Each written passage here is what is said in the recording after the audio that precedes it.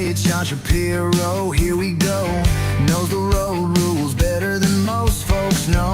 Ask your questions, bring the heat or keep it chill. He's got the answers and a license to spill. Ask a traffic cop, Sean's your guy. Breaking it down, no lie, no tie. Knows the stuff and things to keep you clear. Ask away, he's the voice you want to hear.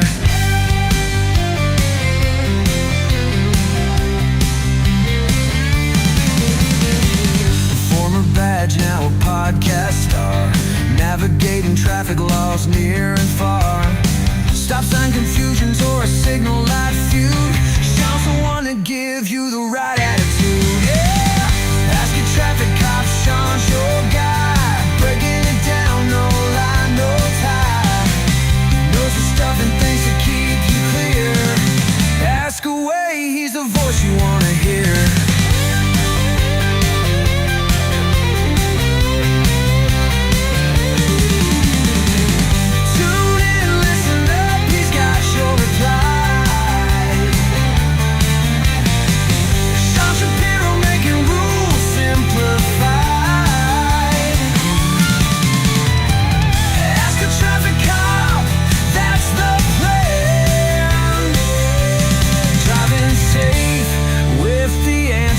From this man.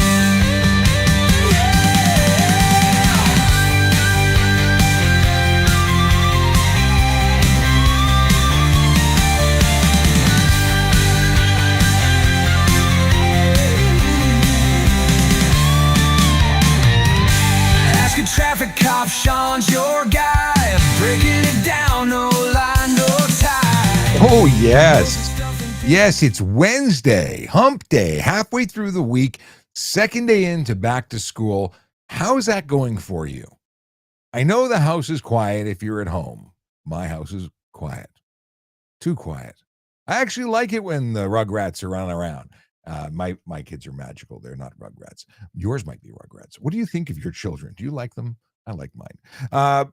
I'm just glad to be back. My name is Sean Shapiro. I'm a former police officer. I talk about traffic safety, traffic law, and police stuff. And sometimes other stuff, like random stuff that nobody cares about. I was talking about IHOP last week because I went to Buffalo, New York. I was at the IHOP, and I found out that they put pancake batter in the omelet mix. Didn't like that. So if you are trying to avoid carbs like I am, don't order pancake mix in your eggs because is weird. It's weird. Hey, quick shout out to Diamond & Diamond Lawyers. They are the magical folks who are our Diamond sponsors. Yes, they are helping to keep the lights on. They sponsor the show financially because they care about traffic safety, traffic law, and police stuff. And that's why they support me and what I do. And what do? I do stuff with something called Better Traffic. It's the Canadian Organization for Better Traffic Safety and Education. It's a not-for-profit I created when I left the Toronto Police Service a year and a day ago. That's when my official last day was. It's hard to believe it's been a year. It's wild how quickly the time flies. Yeah. Thanks to them. If you want to support us, go to askatrafficcop.ca, and you too can help do that thing called keeping the lights on. It's funny as I look at renewing memberships on different platforms. Do you know that X, for their professional platform subscription, is $500 a year?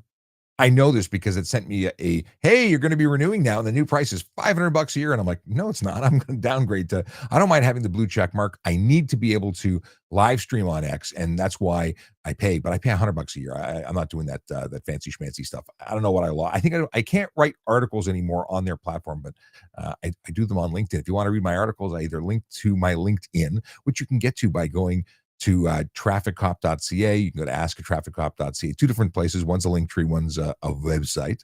Either way, lots of stuff.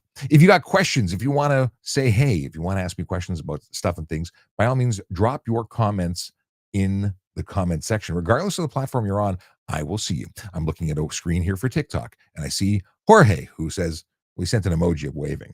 Then I see a whole bunch of magical people who are on the LinkedIn, not the LinkedIn, but the Instagram, who jumped in. Some jumped out, some stayed. If you got questions, throw them in the box. We will get to them. And let's see who's in the, I see a chat window. We have Tien, who says good morning, and he's coming in from YouTube. Paul, coming in by YouTube, says, hi, Sean, awesome tunes, but why do we never see you dancing? It's funny you mentioned that. I've spoken many times. I've spoken twice now at the Smile Conference, which is a social media and law enforcement conference. I was supposed to go this year to do my third presentation. However, I can't make it this year. And actually, they've invited me to come back hopefully next year. And that'll be in October instead of September. But yeah, just it didn't work out for this year. But my first presentation to the police of the nation was called No Dancing Required. I'm contractually prohibited from dancing. Yeah.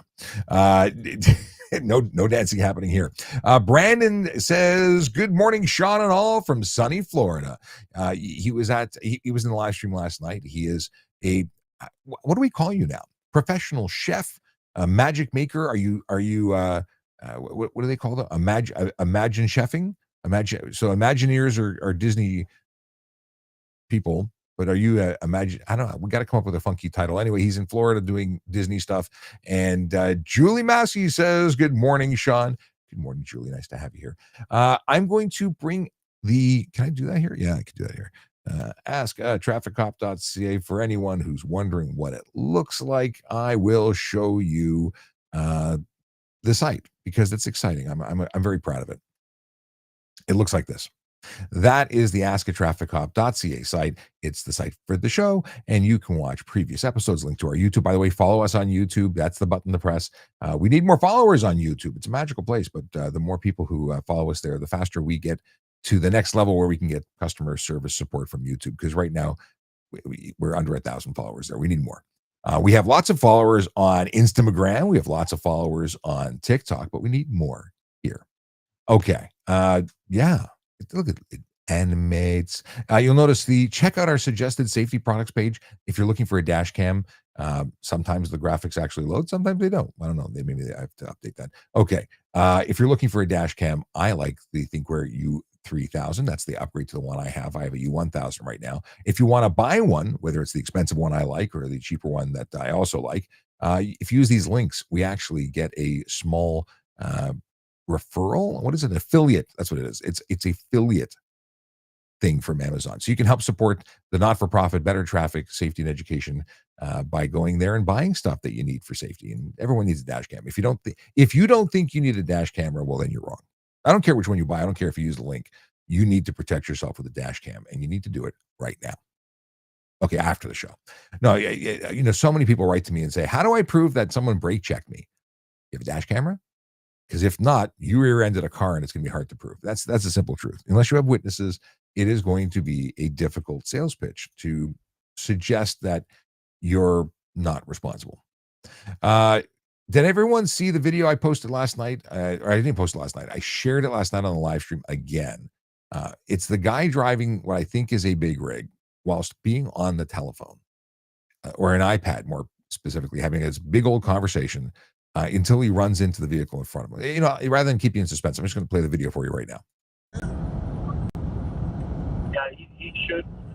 He is going to stop. I guarantee it. I'm tired of being in it. Right? I'm pretty sure if he's in there 2 months, he's probably going to ask, like, hey, so what's going to happen with me moving in the truck? But I don't think he'll say, hey, I need to move in the truck, or if not, I gotta go, or anything like that. Oops. Oh my God, dude, I just No kidding. Truck, dude. Oh my God! Oh my He's all God! concerned. He's all concerned. He's carrying on. He's all concerned about the fact that he wrecked his buddy's truck.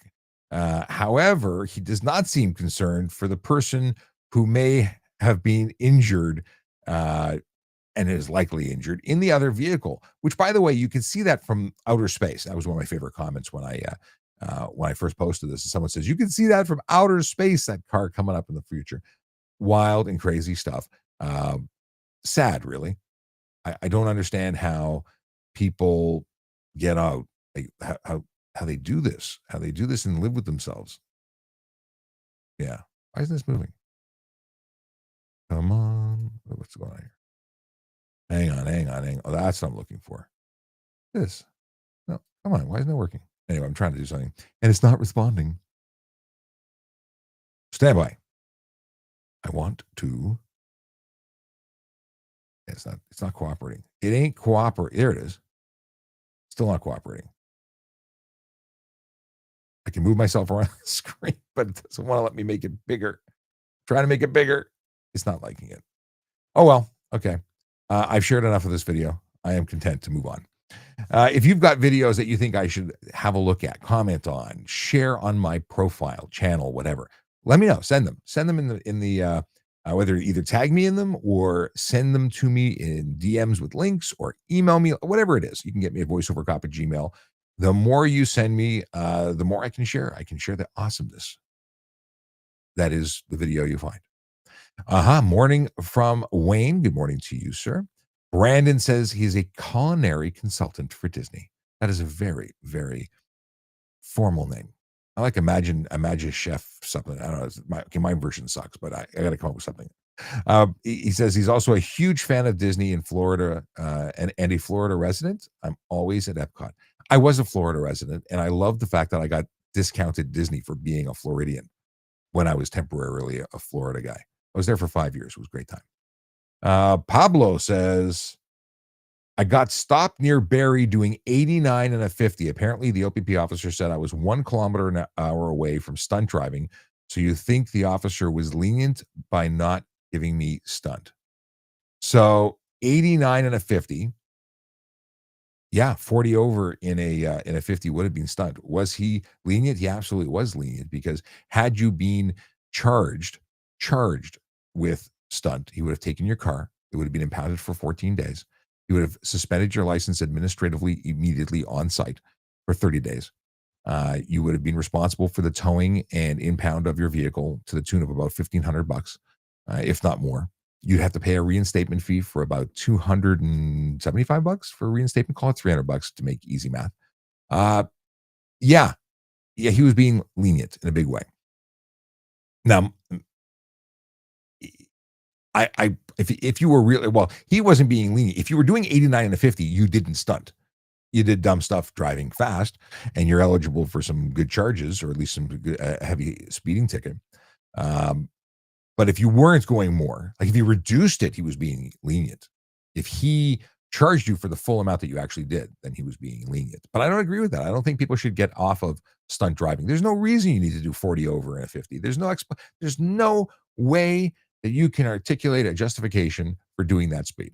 But I will give you that he was being lenient if he reduced it for you, or lazy, one of the two. He was either being nice or didn't want to do all the paperwork that comes with it. Now, we've talked about what the roadside consequences of stunt were. That suspension, the impound, the costs involved. But when you got to court, if you were convicted, you would be looking at another $2,000 to $10,000 in fines. Now, $2,000 to $10,000, it depends on the justice of the peace sitting on the bench, who determines what the consequence is going to be. If there's aggravating factors like being in a 50-kilometer an hour zone, that could be a reason to give you a higher financial impact. A 1 to 3 year driving prohibition. So at minimum, you would have had a suspension for a year after a conviction, up to 3 years on the first conviction. Second conviction is 3 to 10 years. A third conviction is lifetime disqualification from driving. If you are convicted for any, whether it's your first, second, third, or future, you can get up to 6 months in jail. So again, officer was either being lenient or lazy, or both. But you may have won a lottery. You may want to go out and buy a lottery ticket. He says, it was my first time ever getting a ticket. So could that be why? Because I have nothing on record. Yeah, it could have been. Listen, here's the deal. Police officers don't have to write you the ticket. There's things we have to do. If you catch someone who murdered somebody, you have to arrest them. You shall. The law says you shall. But for a ticket is not a shall situation. They don't have to write you the ticket. You know, officers who say, I have to write you this ticket, it's my duty. Well, no, you can choose to write the ticket. And I did choose. I would choose again, if I given the opportunity, to write you a ticket for that, because you're being dangerous. You're putting lives at risk, your own included. Anyway, buy a lottery ticket. Take some money, invest it for your children. Whatever. If you don't have children, you might have children one day. Do something nice for the community. Make a donation. You got off big. And here's the thing: most people would take that ticket and then go fight it. And what I'll tell you is, you're gonna if you go and fight that ticket, if you're guilty, which I'm assuming you are, what that officer will do when he sees you in court is be less than happy. He's also going to tell them in court that you were stunt driving probably, and that he reduced it, and then you look like crap, and you're going to get convicted anyway. But you won't be convicted of stunt driving because he didn't charge you with that. But what I'm getting at is, some people would see this as an opportunity to move on with their life, change their driving ways, and not do dumb stuff again. Others will look at it as another way to invest money into not being held responsible. I did exactly this situation a number of years ago, where a young lady was doing a stunt driving speed before they changed the law. So they were stunt driving. They were doing 50 over in a 40, so 90 something in a 40. And I was lenient, not lazy, lenient, because I write those tickets all day long. I'm happy to do them. And what this person told me was this mascara ridden, running black ink down her face. Second day of work as a new therapist. I think she was a therapist. She would probably needed therapy after we were done. But I bought the story. I said, I'll give this person a break. Second day of work, crying that she's going to get fired, just graduated, just got the job, what have you. And I bought the story. So I reduced it by 1 kilometer, just like you got. 89 and a 50, so I charged 1 kilometer below. 89 and a 40. So what's the story? They went to court and they tried to fight the charge, and that was the last time I reduced one of those. I would never do it again. So if you want to burn everybody after you, go fight that ticket. I am sure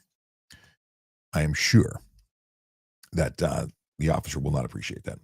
Sam Taylor says, other than the TMU, I'm assuming you mean the motor unit, or did you work in any other units, or wish you had? If so, which ones? So I worked at 12 Division. So some background for anyone who's new to the channel, doesn't know who I am. My name is Sean Shapiro. I'm a former police officer. I used to work for the Toronto Police.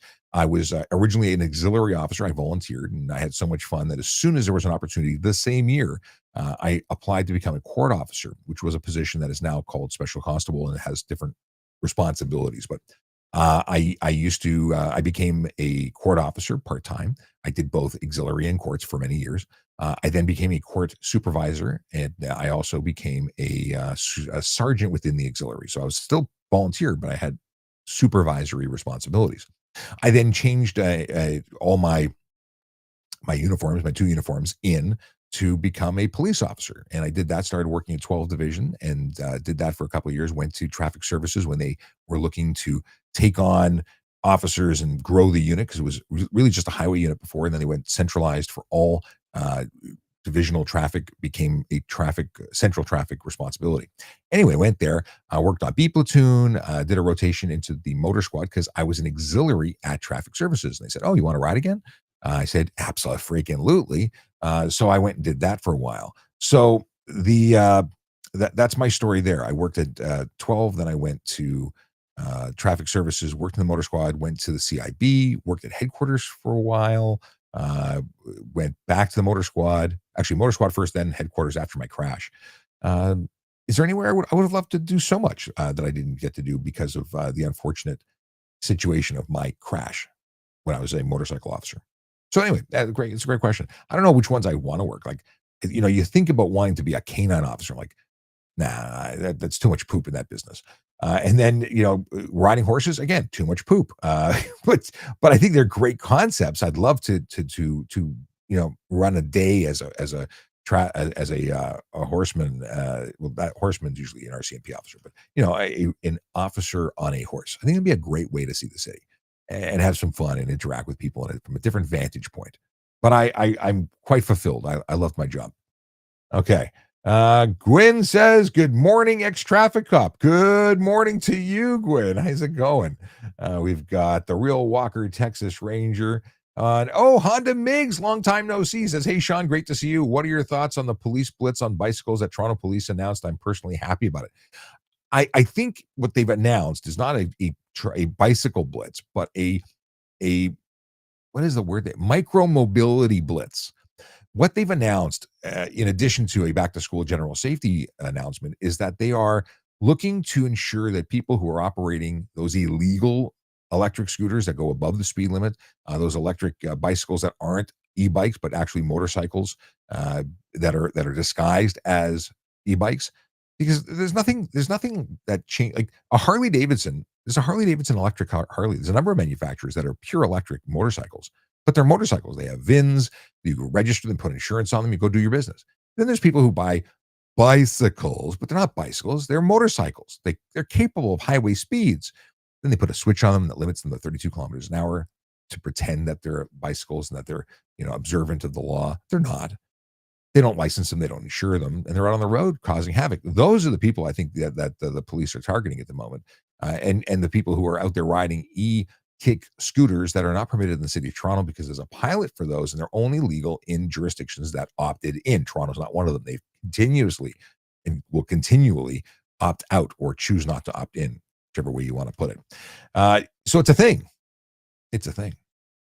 But I'm very happy about it. I'd also like to see general blitzes on all, there used to be safety bicycle blitzes when I was on the job, and those were never really go after the cyclist. It was go after anyone causing risk to cyclists or cyclists who are causing risk to others. It was just an opportunity to put a label on it and say, we're doing something and we want to tell you about what we're doing, but they're doing it every day. So a blitz gives the impression that they're doing something different, but the truth is they're going after all these people all the time. They're just being loud about it when they're doing an education blitz. The stats don't change that much. Officers still write the same number of tickets. They just announce everything loudly so you can see, hey, look at this. They're actually doing something. They're always doing it. The police do stuff every day the same. They go out and look for everyone who's being dangerous. And occasionally they do this educational stuff where they remind you, hey, we're there, because it would just fall on deaf ears if they did that every day. Mind you, I would love to see daily stats on how many tickets for every offense get written. And there's portals where the public can see a lot of this stuff, and maybe we should start looking at that, and I can share it with you. But Honda Migs, it is really good to hear from you. It's been a while. Okay. The Real Walker Texas Ranger says, what's up, Sean? I'm only in and out today because of work, but I always learn something new when I hop on, so thanks. Well, thank you. It's always good to hear from you. Let's see if there's anybody else. Sarah, is it Sarah? I keep messing up. It's Sarah Hawa, the Queen. Gotcha. Who says, good morning, Sean. Good morning, Sarah. And Jeff, I see you there. Let's see what's going back here. Boom, boom, boom. Okay, we're up to date there. Let's see what's going on. And Tracy, good morning to you. Tracy's one of our moderators. Thank you so much for showing up. We've got Ethan, who says, good morning, Sean. And Steel Wheel, who says, I witnessed a car sideswipe two pedestrians and hurt them both in Winnipeg, both taken to hospital. I'm sorry you had to experience that. I'm glad you were there as a witness to be able to provide information to police and help the investigation. I'm assuming that's what you did. But I'm sorry you had to experience that, because that can be traumatic, especially if they were seriously injured. My heart jumps into my throat when I witness things like that. It's one thing you show up after the fact and you put the pieces together and you're doing the investigation, but actually seeing it, there is no good way to experience that. So if you need to talk to someone, there are, and I'm being 100% legitimate and serious in this. If you are having issues about what you've seen, call and get some help. There's people who can talk to you about that. And you may have emotions about it. Maybe it triggered something in you. Either way. Video Maker 5 a.m. says, good morning. How are you? I'm doing well. Thanks for asking. Bruv says, just dropped in to give you my best. Hope all is well. And the fam, much respect. Thanks, Bruv. Good to see you, my friend. Canada 2 Gold. Good to see you. Been a while. Question. 3-lane road, 3 cars, 1 in lane 1. Sorry, let's try this again. 3-lane road, cars in 1 to 3 lane, decide to change to the middle lane, signal and collide. Who's at fault?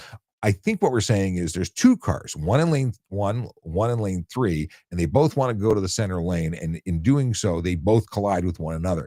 We're going to assume that the distance that they take up is equidistant. They're moving at the same speed at the same time to the same place. Then they're both 50-50 responsible. Whoever's in the lane is owner of the lane, but you're not in the lane until you're in the lane.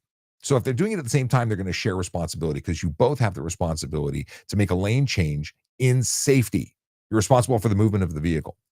If one vehicle were to have completed their lane change and then the second vehicle entered the lane and caused a collision, then the person who's making that lane change would be 100% responsible in 99% of those cases.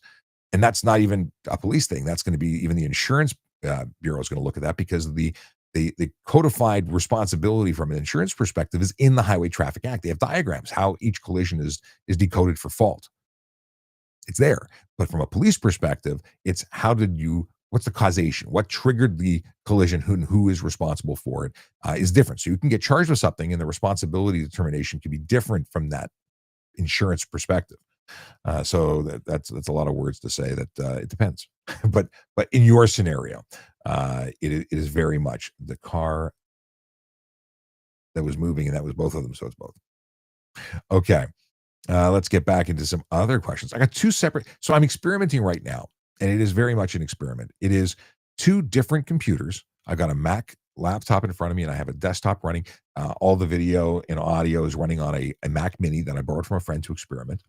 And then the other computer is just running a TikTok dialog box so I can see your chat. And I'm experimenting so that I can use two computers and not create any lag by running multiple apps, because there's a lot going on in the background. I got an app that's controlling audio visual, a streaming app. Yeah, it's a lot. So I'm trying to do it. But what happens is I have two mice, or I have two computers, one mouse. Yeah, you don't care. Let's move on. Arkin wants to know if OPP officers use pacing. Any officer, all officers use pacing. So you don't need a speed measurement device, as in a laser or a radar device, to lay a speeding ticket. If you want more on that, let's dive into it, and then we'll talk about patches, just because. So, yeah, if I'm pacing you and my vehicle is traveling at a speed over the speed limit, you are easy to lay a charge. I can approximate your speed. See, the purpose for having an accurate measurement of your speed is to attribute a dollar amount to the charge. But if it's stunt driving, if I can articulate that you are going faster because I am going faster, and I even want to say that, let's say I'm pacing you and I was doing 130, and I was catching up to you at 130, but I was essentially on speed, not even 100% the same. And because I was doing 130, and I say, okay, that means I'm going to give you the benefit of the doubt and charge you with 120. How can I articulate that? I just did. I was accelerating, and I was creeping up on you, not accelerating quickly on you. You were still going beyond the speed of everyone else on the road, which would have been the lawful speed limit, or could be approximated as such. You determined, or I determined, the police officer determined that you were traveling above the speed limit. You're speeding. The accuracy of that is, again, only for calculation of speed. If you were pacing for an accurate number, or still an approximate number, and they gave you the benefit of the doubt and reduced it by 5, I think they'd be clear to get a conviction in court. Now, could you possibly have them have it thrown out in court? Depends on how good you are on the stand, and if you get the benefit of the doubt. Because very, very often what happens is the justice of the peace will hear the evidence from you and the officer, and either say, I respect and I believe the officer's testimony, but I also want to give the benefit of the doubt to the defendant. That's happened. It's happened to me. I've given beautiful evidence on cell phone use, and they say, I believe the officer. I believe that they saw what they saw, and I believe that you were in fact using the phone. However, you said that you weren't. I'm going to give you the benefit of the doubt. I've seen it in court. Felt like crap, because I gave a stellar performance. Let's see here.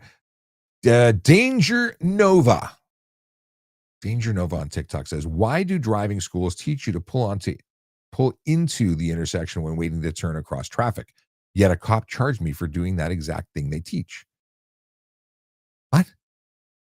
Driving schools teach you to pull into the intersection when waiting to turn across traffic, because that's the correct thing to do. It's actually one of the things you should be doing is an S turn, where if there's a dedicated turning lane, you make an S turn into the center of the intersection so that you're looking directly at the oncoming traffic's turning lane. So you're not in front, but you can't see past the traffic otherwise. So you get in that lane. Your obligation, however, is to clear the intersection. And if you're stuck in that intersection, maybe that's what you were charged with. What was the charge? And where are you? What jurisdiction are you in? Because maybe where you are, the laws might be different. Tracy had asked Danger Nova, were there any cars in front of you waiting to turn? And Danger Nova said no. And cop apparently said, cop said it's a blanket charge.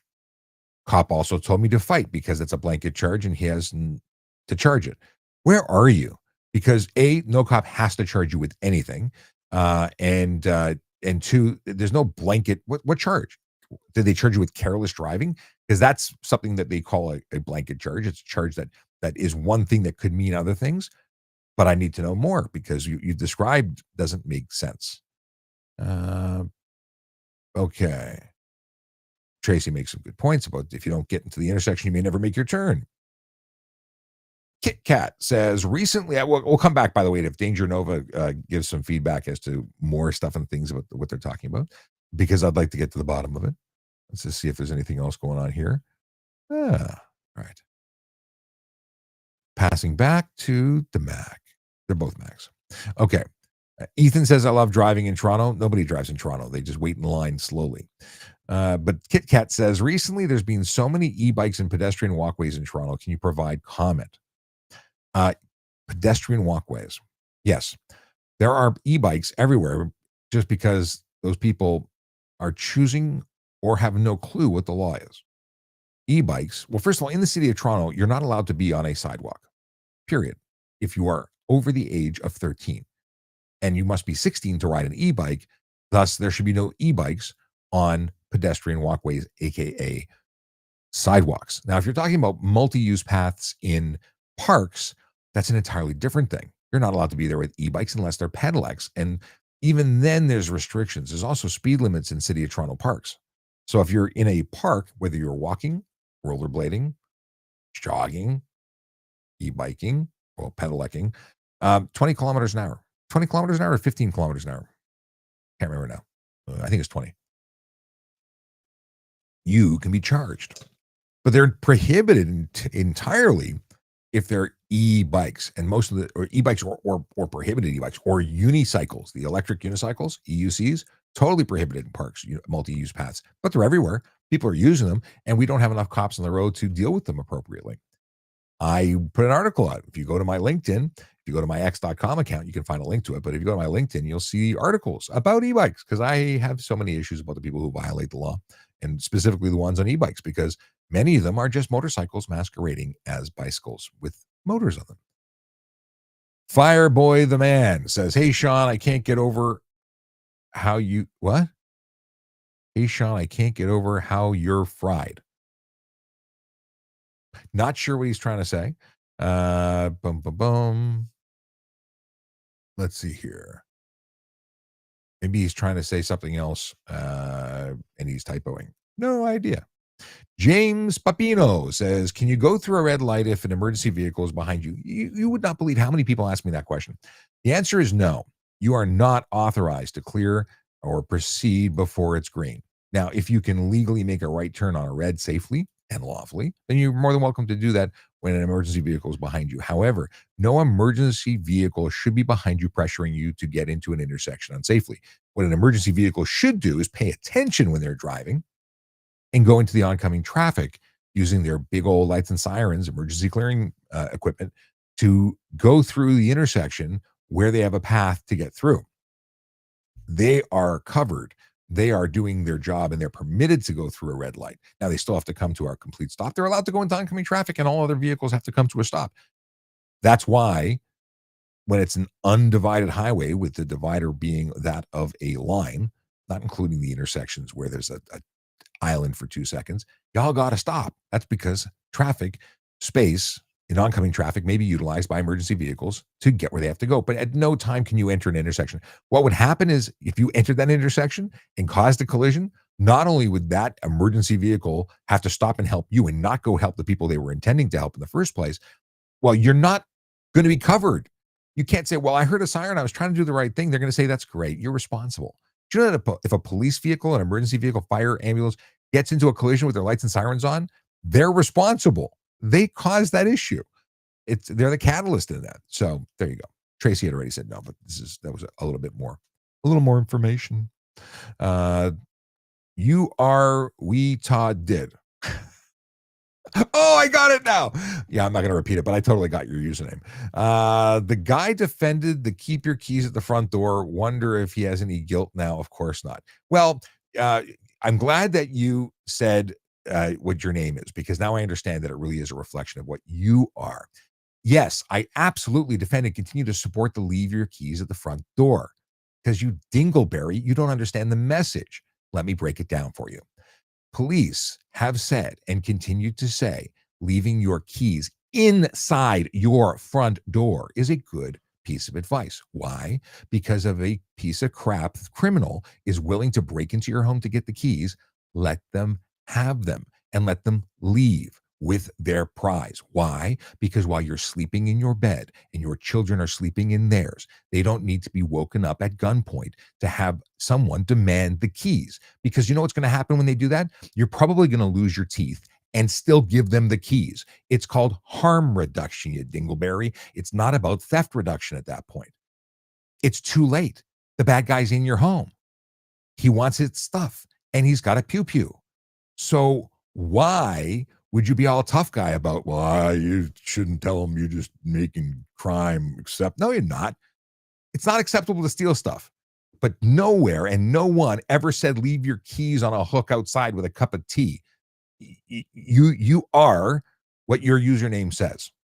Thank you for allowing me to have my TED Talk. People don't get it. They get all fired up about a message because they don't understand the bloody message. That's why I'm here. I'm here to translate the cop speak to something you can understand. Now, I can't or choose not to be as vulgar as I'd like to be, because this is, a show for everyone. But it really chaps my ass when people come up here and talk about this trash and suggesting that cops are trying to help the criminals steal. No, no, no. Cops would like to remove criminals from the street. Cops would like to put them away and have them never come out again. That's not up to the cops. That's the criminal justice system, and it's broken horribly. It's truth. When the police have to release people because there's nowhere to put them or because the courts don't want them there and the laws support releasing them, that's what they have to do. If it was up to me, everyone I ever arrested would still be rotting in jail. It's not up to me. And I've learned to live with it.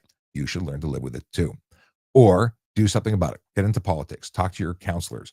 Talk to people who can make change. I'm unfortunately not that person. I can educate you about it. I can talk to you about it. I can be frustrated with you, because I am. What's happening right now in our country is not okay when it comes to crime. It's not the cops' fault.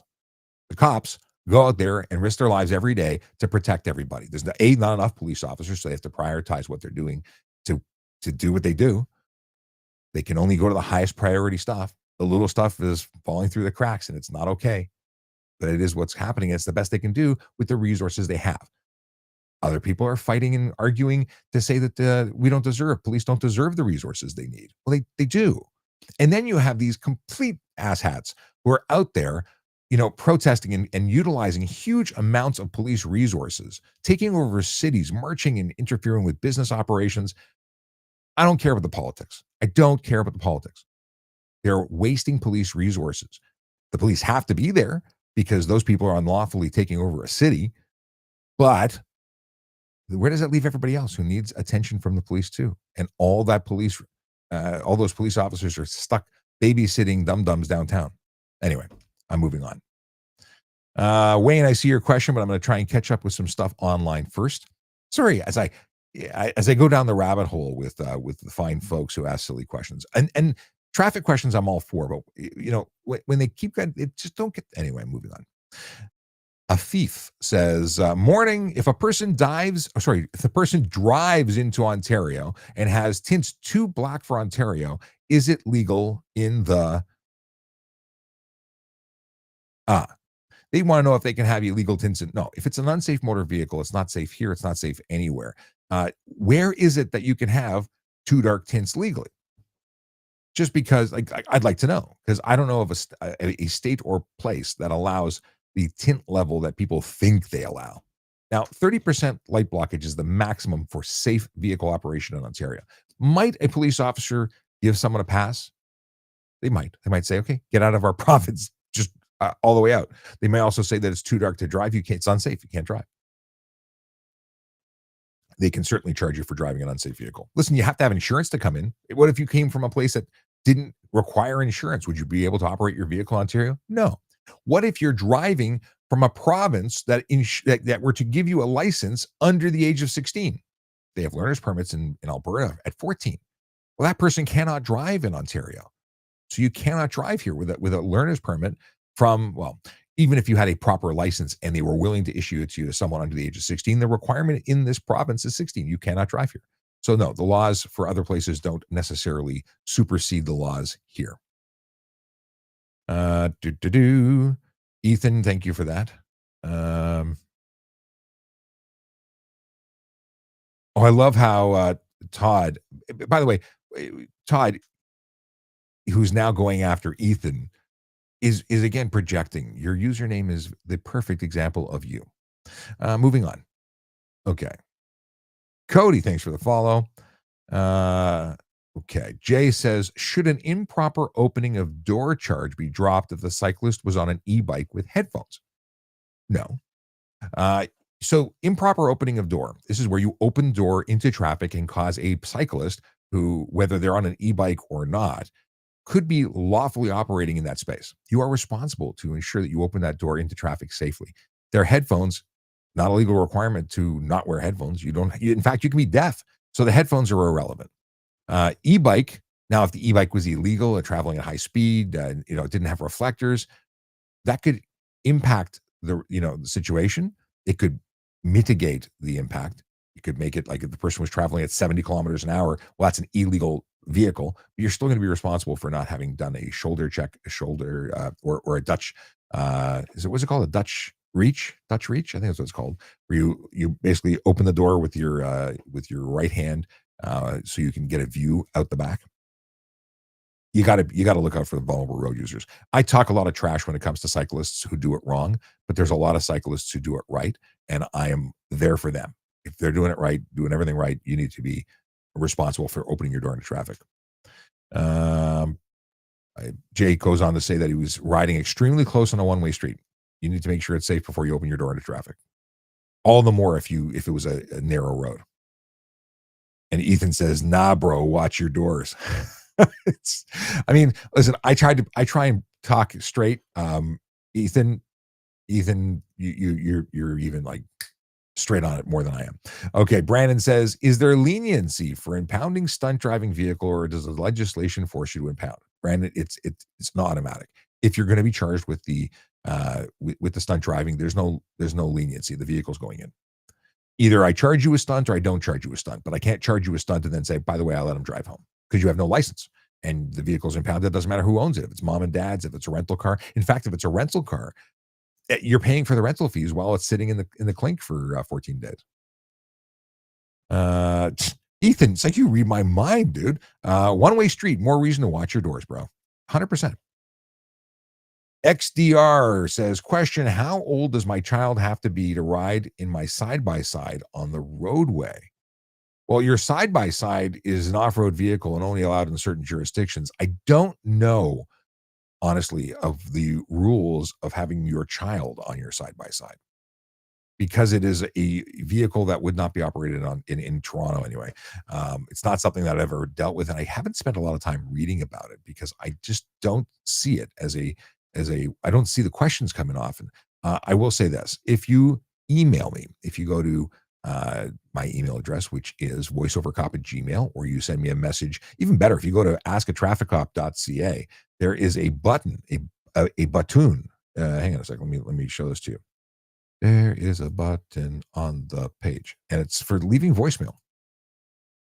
Here, I'll put it on screen. If you go, what's going on here? Why is this doing weird stuff? It's really weird. Oh, here, this is what I want. Hey, it's me, little me in the corner. Okay. If you go to the website, and right here on the side, you have send voicemail to Sean Shapiro. Hit start recording. It'll record a voicemail. It'll send it to me. I will record a voicemail back to you. But I will also use that in a future show. That's the plan. So go there and do that, and we will get answers to your questions. I'll try and do some research for you. Hey, have you ever thought about becoming a member of a Toronto Police Service, the Toronto Police Service, or any other police service? I want to tell you that this is a good time to become a cop. Everyone says it's broken. Why would you want to do this? But you know what? We need cops more than ever. And if you're interested in a law enforcement career, get on it. Go apply. There's currently positions that are posted. Services around the country are looking for new recruits. But yeah, there's also other ways to serve. A quick thing, and we'll jump back into questions. I just want to show you. This is www.tps.ca/careers. You know what? I'll put it on screen for you. This is where you can go to get information about the different jobs. Of course, you can look at police constable and find out all the stuff and things you need to know. But you can also look at other jobs like special constable, parking enforcement officer, communications operator, or even volunteer. This is, again, how I got my start with the police service. Best way to volunteer, the most unique way to experience life in your city is as a uniformed officer. And when you're doing it as an auxiliary, you're getting a taste for the job, but you're contributing. And I know people who've spent 30 years volunteering. Amazing people who are selfless, but maybe doctors, lawyers, maybe people who work at a gas station. They just want to contribute to their community in a meaningful way. And there's no better way, in my opinion, than being an auxiliary officer. Now, if you go to civilian roles, you can't reach this site. Okay, then. Yeah, it's down. Okay, maybe there's some scheduled maintenance. Normally, when I press that button, magical things happen rather than what actually just happened. You can see all the non-uniform positions. Like maybe you want to be you're a tech person, you're in IT, maybe you're in accounting, and you want to, there's so many opportunities. You should check it out. Just not today because the site don't work. All right, let's have a look at what's going on here. Rui Oliveira, 799 says, how about the police do the job better? Rui, do you know anything about policing? Or are you just sitting there being a quarterback on, Monday morning quarterback? You know nothing about the job, but you're going to criticize how they do their job? Get over yourself. I mean, he says, how saying the police are encouraging the thieves to do anything they want? What? Again, someone who doesn't understand the messaging. No. They do the job now. They do the job with the resources they have, with the staffing they have. And if you want to make a change, go join the job. But to criticize them from a place of not understanding what they do is wasted energy. And I gave you too much attention already. Oh, maybe I'm misunderstanding what you're saying, because now he says 42 years old can still apply for police. Yes, of course you can.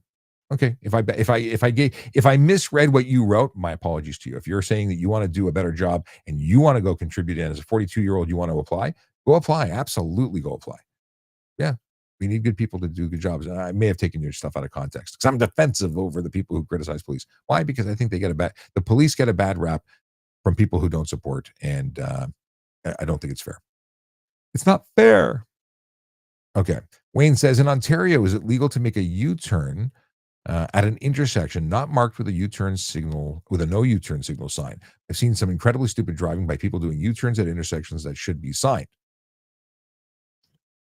Here's the deal. You can make a U-turn anywhere that is not prohibited by sign, where it is safe to do so, and is not in one of the automatic no-go zones. So in front of a bridge, viaduct, curve with a no visibility, crest of grade with no visibility, railway crossings, those are places you cannot do U-turns. But an intersection where it is safe to do so, that has the space to do it, and there's no sign saying no turns or no U-turns, then you would legally be able to do it. But you're right, not every place is a good place to do it. And if it causes a collision, guess what? It was unsafe. So everything depends. The answer is it depends. I said it. I usually don't say depends. I used to say depends a lot. But I've said it less often these days. Lee says, "G'day from Australia." He says, heading to USA and Canada next month. Do I need an international permit? So generally speaking, you don't. I didn't need a permit when I was driving in Australia. By the way, I got family in Australia and I love it there. Yeah, you don't need an international permit. Your permit is already in English. And if you're staying for only up to 6 months, you're fine with it. If you want to cover your butt and if your stay may extend beyond 6 months, then you should get one because it has to be issued by your local jurisdiction. I don't think you'll require it, especially if it's just a pop in, pop out. You can rent a car without one. They're generally needed in countries that have a language barrier. So if you're coming from a country that has a driving permit that is in, I don't know, Cyrillic alphabet, for instance, it's Russia. If you're coming from a jurisdiction that has, a Farsi license, it's in Farsi or Arabic, you can't read it as a police officer. The international driving permit, which is not a license on its own, is a translation card so that we as the police can understand what's actually on the card. That's it. So, but I have heard, oddly enough, that some U.S. states want certain things from people. So it depends what your plans are. And for the low cost of, what is it, 15 or 20 bucks, I would just get it done to cover your butt, not because you need it, because if it's determined you go somewhere where you stay longer and it's believed that you need it, then you can't get it. I'm just going to do a little quickity quick search here for you. Quickity quick.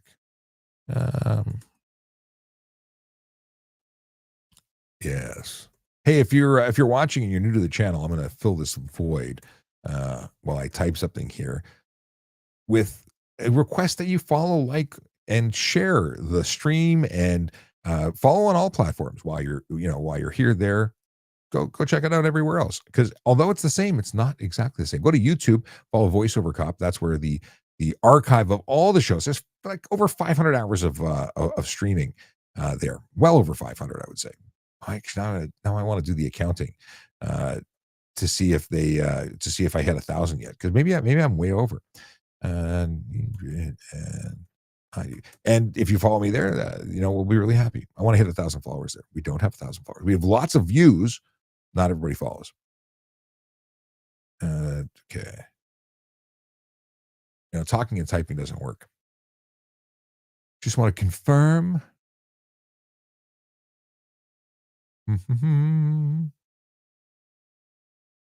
So, double checking. Yeah, it's up to 6 months. Some provinces, 6 months, 6 months.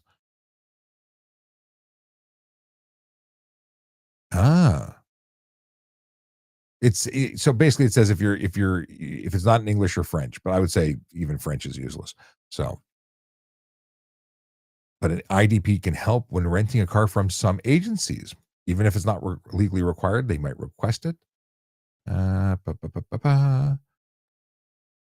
Although I've never had an issue with Australian drivers, there's a suggestion that in the event that the Australian license is unfamiliar to the officer, an IDP may be helpful, because I don't think so.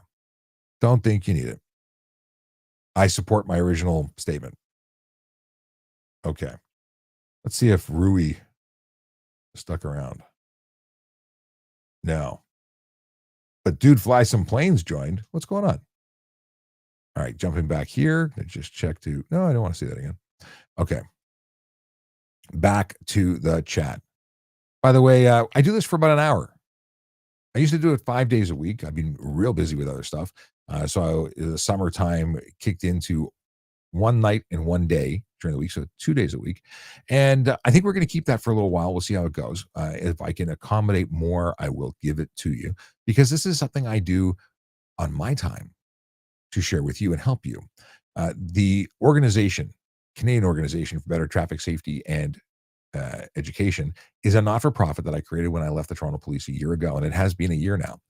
And this show operates within that, but I do so much more than just this show. And it's not just about content creation. It's about speaking to organizations and companies about traffic safety. It's about helping and educating, speaking to news and media outlets and consulting on things. So I do a lot of work outside of what you see on social media. It's a busy time, and it's a great time. Yeah. So if you want to see more, I don't know what to tell you. I will be here for the 2 days a week unless I can accommodate more, but I am here for you. You can always shoot me a message and ask questions.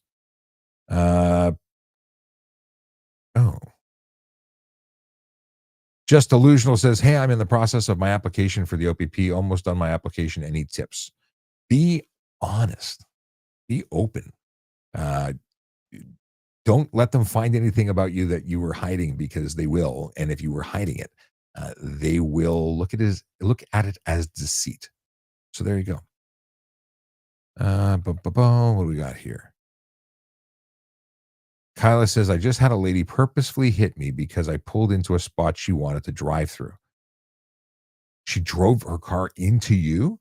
Hope you have a dash cam, Kyla. I mean, we see a lot of crazy stuff everywhere, but you gotta, this is where dash cameras are so important. If you don't have evidence, it's very easy to point a finger at you. And even in situations where it's 50-50 fault, like that would be determined 50-50, like on private property, when you have that perfect evidence, insurance companies will generally waive your side or side with you. If you have, irrefutable video evidence. Noah says, because I got a pew pew too. Noah, I appreciate you, Noah. Noah says that he has a pew pew. So if someone breaks into his house with a pew pew, that he's going to pew pew them before they pew pew him. Great in theory. The reality is, if you are fast asleep and you are illegally storing your firearm, you are not going to pew pew anybody. You're going to be, in the wrong end of the barrel. And it's just the reality of things. Because unless you're a very light sleeper with ninja reflexes, they're going to get the upper hand. This is why this whole leave the keys at the front door thing is about harm reduction. Peter says, you tell him, Sean. Peter, how are you, man? Long time no see.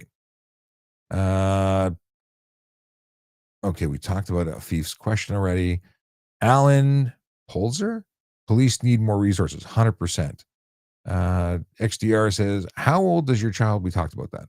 Jake says, what if you drive an e-scooter under the influence and don't have a driver's license? Then you get arrested for operating a motor vehicle under the influence of alcohol or drugs. Yeah, you're still impaired. Impaired operation applies to motor vehicles. The criminal code determines that an e-scooter, e-bike, anything, electric unicycle, they're motor vehicles. Anything other than muscular power, according to the Criminal Code of Canada, is a motor vehicle. So you can still be pinched. You can have all the same consequences as if you were driving a car, a golf cart, a Power Wheels, a skateboard that's electric. All of those things are motor vehicles under the highway, not the Highway Traffic Act. Well, in some cases, they are the Highway Traffic Act as well. However, criminal code sees those all as motor vehicles. People get onto e-scooters because they had their license taken away for impaired operation of a motor vehicle. Then they get a criminal disqualification or a criminal code disqualification from a criminal court not to drive a motor vehicle. Then they go buy an e-bike, which is a motor vehicle, and drive it, and they don't understand. Not good. Buddy got stunt driving for doing 176. He only got 2 weeks of community service. Court was very lenient for that person. I don't know why they only got that. 176, I think, should be criminal charges. It's absolutely ludicrous speed. There's no reason to go that fast. Oh, there was reason for me to do it as a police officer. There's no reason for a civilian to do it. And the risk is so ridiculously high. We have had people in Toronto get 6 months in jail. So that one person maybe got a really good lawyer. Maybe they spent $10,000 defending it. He didn't only get 2 weeks of community service. He got his $1,500, his suspensions, and all that stuff. And if he got a conviction of 2 weeks community service, he must have also had the mandatory 1 to 3 year driving prohibition. So I don't buy what you're selling. I think there's more to it. Nobody says, love you show. Thanks very much, nobody. We've got, Afif wants to know, if I come from Alberta, if I use studded tires, would I get a ticket in Ontario? You can be in the province of Ontario for up to 30 days with studded tires without being ticketed. If it's determined that you're longer, it is against the law. It's the 30-day grace period for visitors. During the winter months, you can't drive in here with studded tires in summer. That would be also ludicrous. And something you need to know, those tires don't work well in this environment. They are good for ice, hard pack. They are not good for paved roads that are dry or wet. You will have longer stopping distances, not shorter ones. People say it's always the best thing in the world. Oh, I love studded tires. It's not good for every situation. It's good for way up north where it's hard pack ice. They're good on ice. Okay. Melody says, hello, late again, but Melody, we welcome you. It is so good to have you. Let's see here. Oh, Tracy says, it's about time. Sheesh. That's to Melody, who's probably been here for a while. I'm just behind on these messages. Melvin wants to know, what is the minimum age to be police? And it used to be 25 to carry a gun. I don't think that's the case anymore. I think you can be hired at 18 plus. But the reality is that for a very, very long time, the average person being hired as a police officer was in their 30s. That's no longer the case. They're looking for more people. They're looking for people with a long-term commitment to the badge, and they're hiring people younger now. I've heard of people 21 being hired. So the chap who got a conviction for stunt driving was 17 at the time. Just shocked it was so lenient. I'm wondering if that's normal. I would say it's not normal. I can't say anything anymore. It depends on the jurisdiction. Depends on the person sitting on the bench. You can have one person who's a milk and cookies person who wants to give everybody who does dumb stuff a hug and has an excuse in their heart for everyone's actions, and the other one who says, "No, I'm a hanging judge, and you're going to get the backs."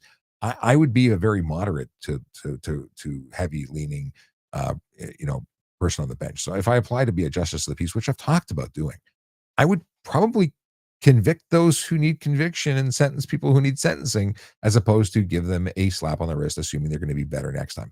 I don't buy that. I don't think people get warnings and do better next time. But I don't know. I'm not in that position. Maybe I would think differently if I saw, a plethora of cases come before me. But anyway, Brandon wants to know if all detachments are 7 on, 7 off in Toronto. No. There's varying shift patterns based on the specialties in the office that they're working. So when I was motor squad, I was a modified 8 and 6, 4 on, 4 off, days and afternoons. I didn't do nights. But then I did, what was I doing? Wasn't straight 8. Yeah, it was modified 8 and 6, so it was 4 and 4. But I was doing 8 and 6. We converted to 8 and 6 all straight days, I think. So it all depends. But a lot of them are, in fact, 7 on, 7 on, 7 off. Veronica says, "Hi, Sean. We miss you at TPS." Veronica, I miss you guys at TPS too. Thank you so much.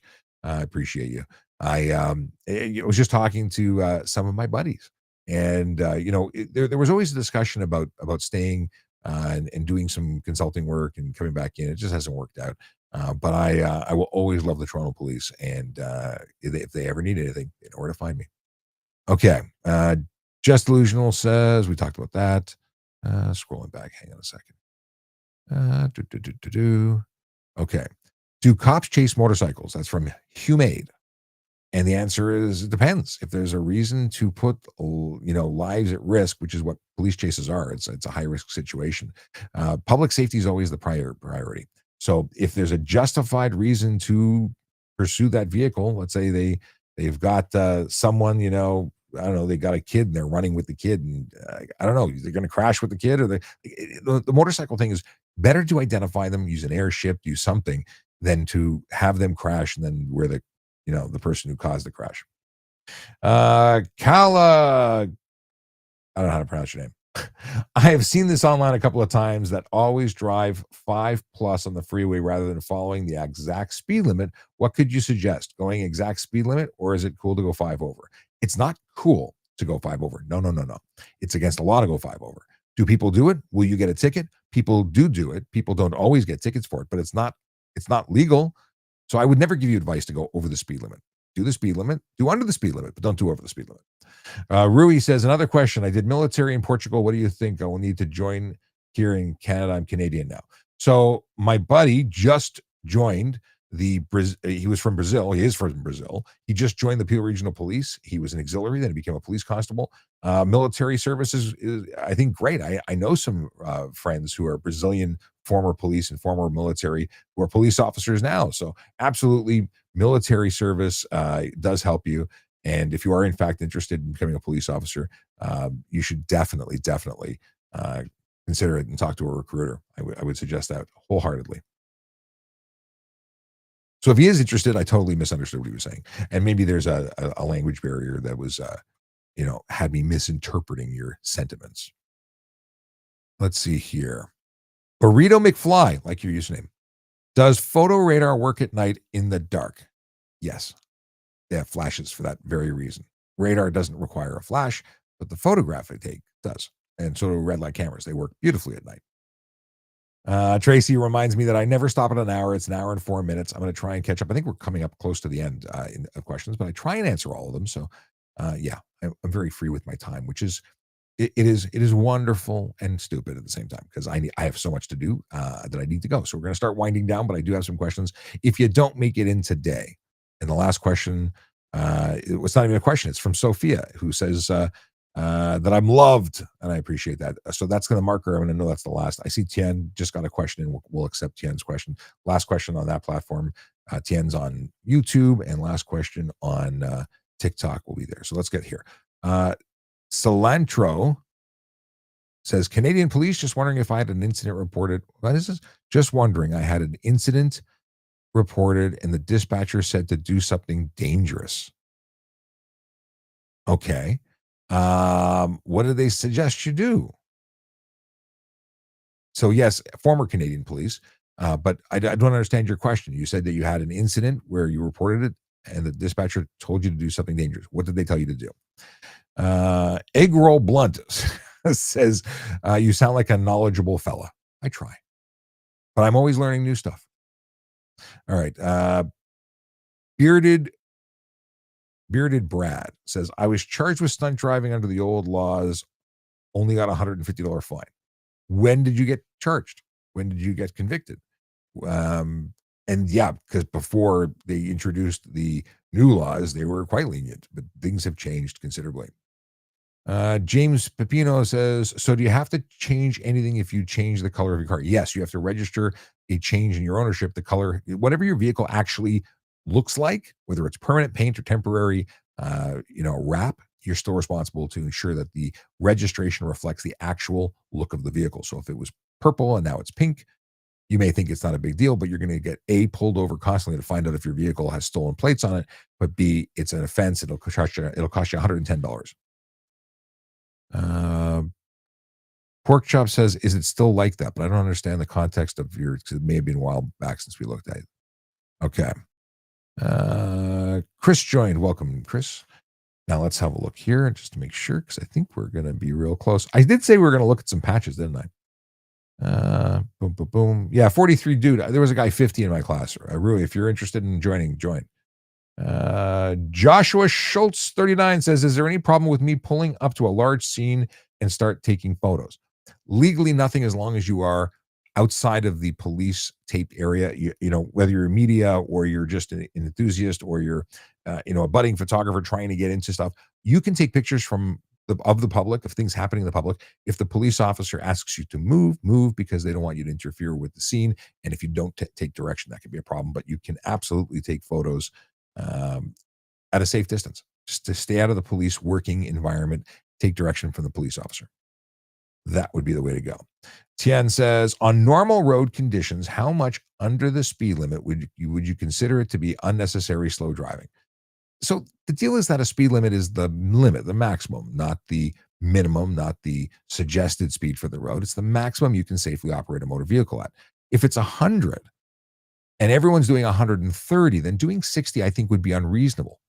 Is it, in a normal situation, unsafe or unreasonable? Well, maybe not. It depends on the road conditions. Obviously, in traffic, 60 could be the fastest anyone can go. If you're going slower than the speed of traffic, stay to the right. That's what you should be doing in any situation. Even if you're just camping, you're just doing, the speed limit's 100, you're going to be the only person on the road doing 100. That's what I do. Stay to the right. Everyone can pass me on the left. They can be pissed off with me for doing 100, but they can do nothing about it because it's lawful as long as you stay to the right.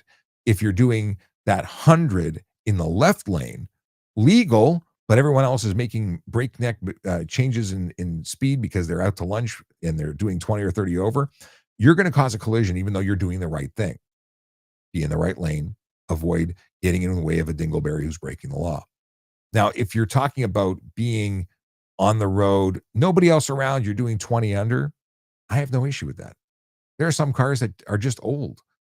Now you have to be, the car has to be fit for the road. It has to be safe. It has to be capable of driving. But there are some vehicles that are legal for the road, some military vehicles you can buy for personal use. They don't go fast. Like, it might take a week to get up to 100. That vehicle may be doing 80 because that's maxing out the vehicle's capabilities, and they're lawful that way. I would have no issue with that vehicle driving that way. So it all depends. There's no blanket answer for anything. It depends, unfortunately, where we live when it comes to that question. I want to have a quick look here. I said earlier that I would show you some patches, and then I went down the rabbit hole and we didn't talk about them. So let's look at some patches, because I picked up a bin, and I saw, you know what, this is kind of cool. And maybe others would think it's cool too. So I haven't looked at this in a while, and I have bins and bins from years of um, patch collecting and being a copper, and yeah. So very often we will share stuff. Now I don't remember who gave this to me, but I have a patch from a motor unit from UMPD. What is UMPD? I should Google this right now. I feel so bad. UMPD motor unit. There could be many. So University of Michigan, that's possible. Do they have a motor unit? Where else? Anyone know what UMPD is? So that's my patch there. Hey, Parking Enforcement Toronto. Love these people. They don't get the respect they deserve. They help keep the city moving. Yes, they do. This is cool. NYPD Harbor Unit. I actually got to ride on a harbor boat, a tour. I got the craziest tour on a NYPD boat. What an absolutely amazing experience that was, because you've never seen New York City like you do from a police boat. It was just absolutely amazing. And shout out to NYPD. Love you guys. My brothers from other mothers. This is the patch I used to wear, a court officer patch. That's when I started. Actually, yeah. And then it became a special constable patch. It changed. Really cool stuff. What's another? There was another one I wanted to show you guys. I don't have it here. A lot of that's just repetition. I do collect patches, although I don't do it the way I used to. I often I try and travel with patches just so I can give to other coppers. Because many people are interested in this stuff. But challenge coins. Ooh, I got a challenge coin. I'll show you. My always on me challenge coins. And if you know anything about challenge coins, you know that they need to have you on you. So here is a special coin. This is the Toronto Police Motor Squad Level 3 coin. Now, I designed it, I made it, but I also earned it. I'm a Level 3 motor officer, and very proud to have achieved that status. And that's a wrap. It's been a blast. Oh, wait. I see here. Jeffrey Corey 32 says, so if a cop asks me to step out of the car, I have to, correct? Yes. They want to search my car. I tell them no. Is that in itself a sign to cops that something is wrong or fishy? No.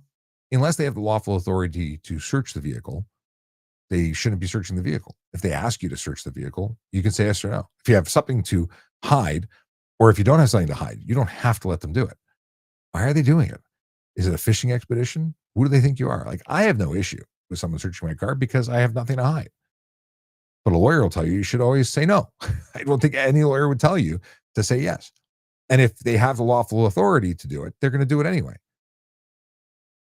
You don't have to let someone search your car. And it depends on the jurisdiction you're in, by the way. Different laws for different areas. So maybe I'll get some coppers from different jurisdictions to chat about that stuff and things. I'm starting the outro music, otherwise I'll forget to do it and won't be here for another hour. Listen, it's been a slice. My name is Sean Shapiro. I'm a former police officer who talks about traffic safety, traffic law, and police stuff. And you should be following this channel because I talk about stuff and things that are important to most people. And if you don't follow me, why don't you? A lot of people get the information, go off, and we don't see them again. Others are here all the time. And Brandon's uncle was NYPD and my aunt is FDNY. That's amazing. They obviously got along, even though there's a thing between NYPD and FDNY. Anyway, I'll be back next week, Tuesday night, to do this all over again for Ask a Traffic Cop After Dark. And if you have questions, you can always get a hold of me. You can get me at voiceovercop@gmail. You can get me at askatrafficcop.ca. You can send me voicemail. There's hundreds of ways. No, there's not hundreds of ways. There's a number of ways. They're easy to find. So if you got questions, I got answers. Until then, be safe, drive sober, park legally. Otherwise, Erin, she will come after you. Take care and have a great day.